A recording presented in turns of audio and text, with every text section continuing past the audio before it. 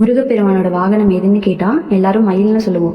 ஆனா ஆடும் முருகப்பெருமானோட வாகனம் தான். ஒரு நாள் நாரதர் பூலோக செழிப்பா இருக்கணும்னு தேவர்கள் முனிவர்கள் கூட சேர்ந்து ஒரு யாகம் ஒண்ணு வளர்த்துறாங்க. யாகம் நடத்திட்டு இருக்கும் போதே அக்னி குண்டத்திலிருந்து ஒரு பெரிய ஆடு ஒண்ணு வருது.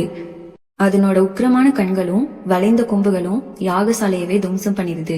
தேவர்கள் முனிவர்கள் எல்லாரும் பயந்து நடுங்கி தலைதறிக்க ஓடுறாங்க. நாரதர் ஒருவேளை மந்திரங்களை தான் தப்பா சொல்லிட்டோமோ நினைச்சு பயப்படுறாங்க. என்ன செய்வதுனே தெரியாம கையில இருக்க கந்தபுரிக்கு சண்முகா சண்முகான்னு முருகப்பெருமானை பார்க்க போறாங்க. நாரதர் முருகப்பெருமான் கிட்ட அக்னி குண்டத்துல இருந்து ஒரு ஆடு வந்து எல்லாத்தையும் தும்சம் செய்து தலை தெறிக்க ஓட விட்டதுன்னு சொல்றாரு.